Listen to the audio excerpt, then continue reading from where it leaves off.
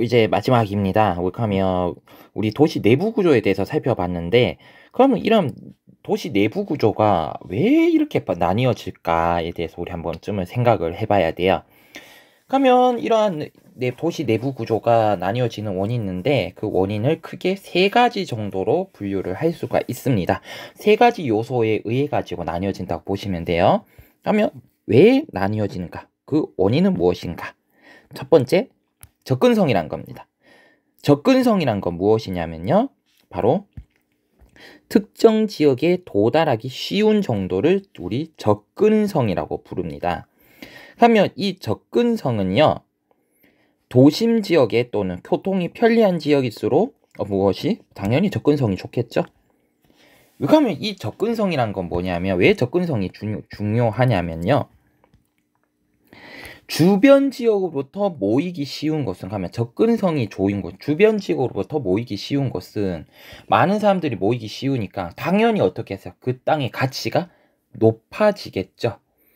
그래서 이 접근성이라는 것 때문에 무엇이 영향을 받냐면, 아래 있는 두 가지가 영향을 받습니다.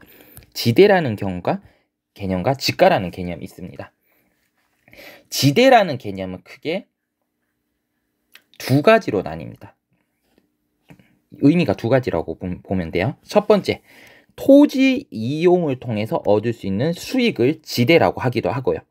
또는 타인의 토지를 이용하고 지불해야 하는 비용을 지대라고 하기도 합니다. 두 가지 의미로 사용이 되어져요. 그래서 내가 이 땅을 이용을 해서 얻을 수 있는 수익을 지대라 하기도 하고, 다른 사람의 토지를 이용을 하고 지불해야 되는 비용을 지대라고 하기도 합니다. 그렇다면 그리고 집가라는 게 있는데요.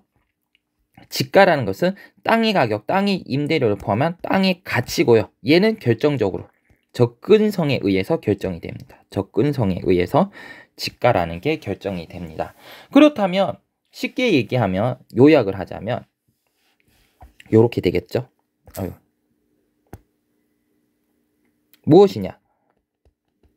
접근성이 뛰어난 곳은 어떻게? 집가 그리고 지대가 어떻게? 높고요. 반대로 접근성이 낮은 곳은 집가 또는 지대가 어떠하다? 낮다라는 것을 의미하겠죠. 그래서 이 접근성이라는 요소 때문에 집가라든지 지대라는 것이 바뀌게 되고, 이 집가 지대가 높은 곳은 높은 곳은 주로 어디? 바로 접근성이 좋고 도시 내부로 보면 집가 지대가 높은 곳은 바로 도심이 되겠고요. 우리 밑에서 보겠지만 접근성이 낮고 집가 지대가 낮은 곳은 바로 교통이 불편한 주변 지역으로 가면 갈수록 접근성이 낮아지기 때문에 집가 지대가 낮아지게 된다라는 거예요. 그래서 가장 중요한 거 바로 이 접근성이라는 요소 때문에 집가 지대가 달라지게 된다라는 거, 여러분들 꼭 좀 알아두셨으면 좋겠습니다. 그래서요, 이러한 것 때문에 중추관리 기능 및 고급 서비스 기능, 얘들은 바로 많은 수요를, 기능이 유지가 되기 위해서는 많은 수요가 필요합니다. 그래서 우리 여기서는 배우지 않지만 고등학교 가면요, 이 말을 어떻게 표현하냐면 바로 최소 요구치, 재화의 도달 범위, 이런 개념을 통해서 설명을 합니다. 중심지가 유지가 되기 위해서는 최소 요구치보다 재화의 도달 범위가 더 커야만 중심지가 유지가 된다, 이렇게 얘기가 되거든요. 그러니까 어떤 중심지가 유지되기 위해서 최소한의 수요가 필요하다는 거예요. 최소한의 수요가 필요한데, 이것을 보고 이 최소 요구치보다 이 중심지가 기능을 제공하는 범위가 더 넓어야만 어떻게 이 중심지가 유지가 된다라고 설명을 해요.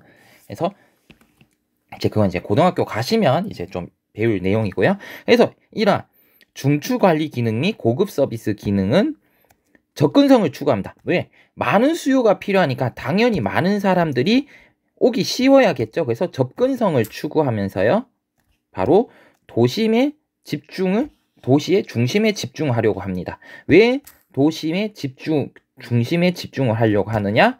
바로 그렇죠. 중심이 어떠하다. 접근성이 뛰어나기 때문입니다. 그렇기 때문에 접근성이 뛰어나기 때문에 바로 이러한 높은 지가를 지불할 수 있는 기능들이 이 도심에 위치를 하게 되는 거예요. 하지만 주택, 학교, 공장과 같은 것들은 높은 지가를 지불할 능력이 되지 않아요. 그렇기 때문에 지가가 저렴한 도시 외곽 지역으로 이동을 하게 됩니다. 왜? 이러한 주택, 학교, 공장과 같은 기능들은 그렇죠. 지대 지불 능력이 떨어져요. 지대 지불 능력이 떨어지기 때문에 지가가 저렴한 지역으로 이동할 수밖에 없고, 중추 관리 기능이라든지 고급 서비스 기능들은 지대 지불 능력이 높아. 그렇기 때문에 높은 지대를 감당을 할 수가 있다라는 거예요. 그래서 보시면 서울의 요거를 보면 선생님 조금 땡겨볼게요. 좀 땡겨보면 서울의 지가를 보시면 종로구가 우리 작년에 여러분들 수학여행 갔을 때 여기가 종로구가 여기였거든요. 종로구인데 종로구가 보면 지가가 가장 높아요. 그렇기 때문에 이러한 지대 지불 능력이 많은 어떤 기능들, 바로 고급 서비스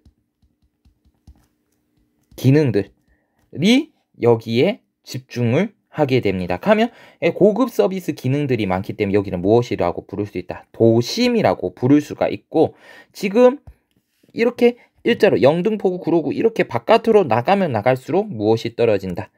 바깥으로 나가면 나갈수록 그렇죠. 지가가 떨어지대요. 그러면 구로구가 외곽이거든요. 외곽인데요. 이 구로구에서는 어떠한 기능들이 주로 위치한다? 지대 지불 능력이 상대적으로 떨어지는 주거 또는 공업 기능, 대규모 토지를 이용을 하는 주거 및 공업 기능들이 지대 지불 능력이 떨어지고 대규모 토지를 필요하는 주거 및 공업 기능들이 입지를 하게 됩니다. 그래서 여기가 주로 어떤 지역이다? 바로 도시에서 외곽 지역이다 라는 거 알 수가 있고요. 영등포구 같은 경우에는 이제 여기는 어떻게 하냐면 여기는 부도심이 위치를 해요. 영등포구 같은 경우에는 여기가 대표적인 부도심인데, 그래서 여기는 뭐냐면 교통이 편리해요. 교통이 매우 편리합니다. 왜? 주변 지역에서 접근하기, 구로구라든지